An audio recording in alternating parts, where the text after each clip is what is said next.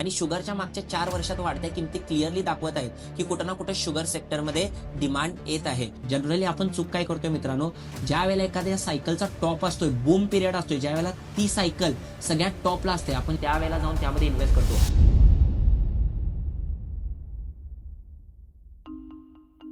नमस्कार मित्रांनो, माझं नाव चैतन्य विनोद अग्रवाल. मी सेबी रजिस्टर्ड रिसर्च अनालिस्ट असून आपल्या page CA research and advisory फर्मचं एवढंच उद्देश आहे की तुम्हाला स्टॉक मार्केट रिलेटेड डिटेल गोष्टी शिकवल्या जाव्या आणि कॉन्सेप्ट बरोबर तुम्हाला सेक्टर, थीम आणि शेअर्सचं डिटेल अनालिसिस मिळावं. कारण आम्ही बिलीव्ह करतो की तुम्ही ज्यावेळेला स्वतःमध्ये इन्व्हेस्ट करताय, स्वतः शिकताय, त्याच वेळेला तुम्ही चांगले सेक्टर आणि चांगल्या थीम पकडू शकताय. आणि आजच्या व्हिडिओमध्ये आपण अशीच एक चांगली थीम आणि असंच एक चांगलं सेक्टर डिस्कस करणार आहोत. तर चला या सेक्टरची सुरुवात करूया. बिफोर स्टार्टिंग मी एक तुम्हाला स्टँडर्ड डिस्क्लेमर देतो की हा जो व्हिडिओ आहे हा टोटली एज्युकेशनल कंटेंट म्हणून बघितला जावा, शिकण्यावर फोकस करावं. नायदर हे कुठलंही बाय ऑर सेल रेकमेंडेशन नाही आहे. आम्ही सेबी रजिस्टर्ड जरी असलो, हा व्हिडिओ टोटली तुमच्या डेव्हलपमेंटसाठी आहे. तर ज्या सेक्टरबद्दल आपण बोलणार आहोत त्या सेक्टरचं नाव आहे व्हाईट सिल्वर, म्हणजेच व्हाईट शुगर सेक्टर, जिथं आज आपण शुगर या पर्टिक्युलर कमॉडिटी बद्दल बोलणार आहोत. मित्रांनो, एक सिंपल थिंग लक्षात घ्या, आज कुणाकडेही शुगरचे शेअर 100% नसणार. जर तुम्ही 2021, 22, 23, 24, 25 बघितलं, देअर आर सायकल, वेगवेगळ्या कंपन्यांच्या सायकल आल्या. आज आपल्याकडे बरेचसेच रेल्वे स्टॉक्स असतील, डिफेन्स शेअर असतील, वेगवेगळे PSU स्टॉक्स असतील, जिथं आपले रिटर्न खूप जास्त दिसत होते आणि आता ते रिटर्न दिसायचे बंद झालेत. HAL सारखे शेअर्सवरून 30-30, 40-40% खाली कोसळलेत.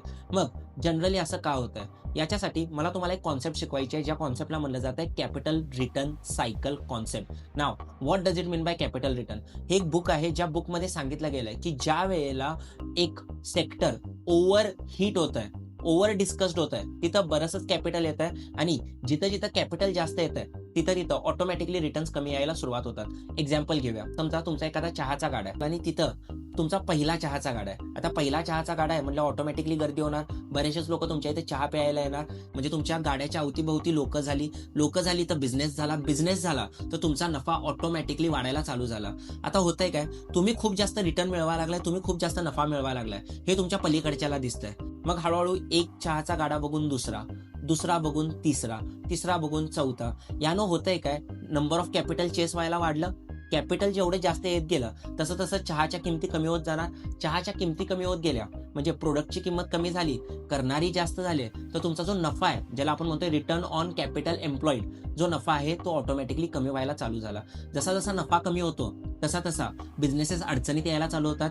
बिझनेसेस अडचणीत आल्यानंतर ते बिझनेसेस बंद होतात आणि बिझनेसेस बंद झाल्यानंतर ठराविक बिझनेसेस शिल्लक राहतात, जे परत नेक्स्ट सायकलमध्ये भयानक पैसा मिळवतात आणि ह्याच सायकलला म्हणलं जातं कॅपिटल रिटर्न सायकल.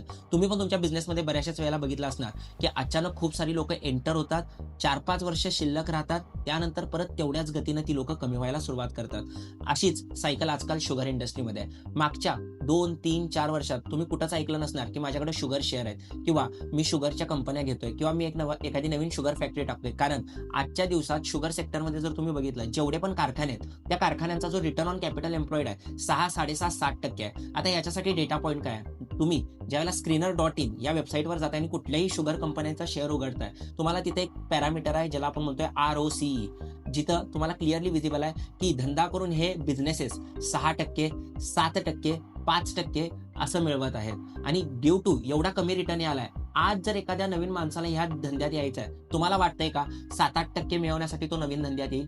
बिलकुल नाही. त्यामुळं ऑटोमॅटिकली सप्लाय कन्स्ट्रेन आहे, जेवढी करत होती तेवढीच करायला लागलेत, नवीन प्लेअर कोण आलेलं नाही. आणि आता याच्यासाठी सायकल चेंज होत आहे. सायकल चेंज कशी होत आहे आपण बघूया.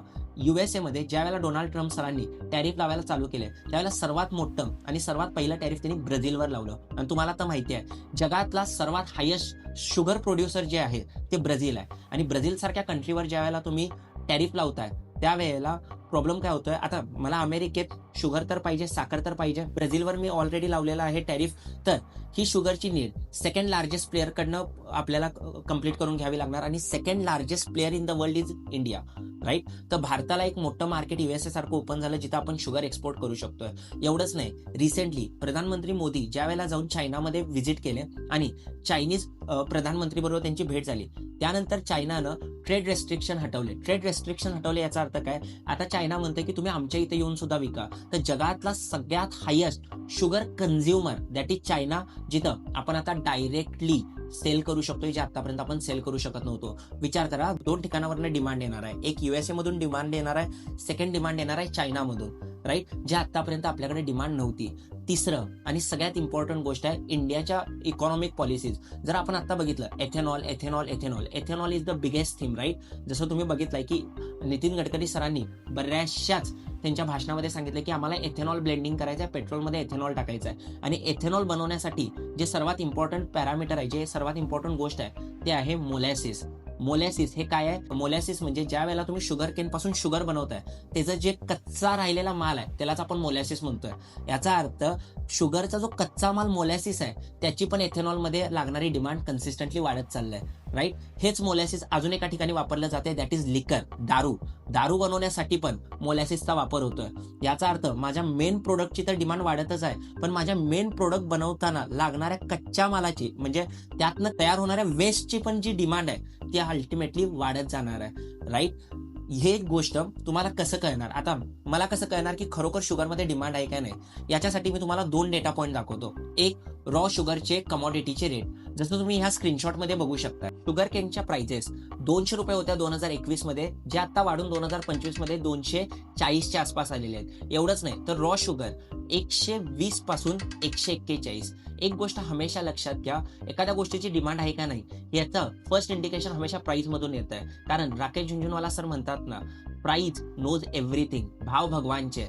जर एखाद्या गोष्टीला डिमांड आहे, त्याची प्राइस ऑटोमॅटिकली वाढत जाणार. आणि शुगरच्या मागच्या 4 वर्षात वाढत्या किमती क्लिअरली दाखवत आहेत की कुठं ना कुठं शुगर सेक्टरमध्ये डिमांड येत आहे. कारण की आपण जे टेक्निकल अनालिसिस शिकतो, त्या टेक्निकल अनालिसिसचं पण मूळ काय आहे? वधारे वधारे लेवानू, म्हणजे वाढलं की घ्यायचं, आणि वाढलं आणि घ्यायचं, आणि वाढलं आणि घ्यायचं. आणि शुगरच्या वाढत्या किमती क्लिअरली इंडिकेट करते की ह्या कमॉडिटीमध्ये एका सायकलची सुरुवात झाली आहे.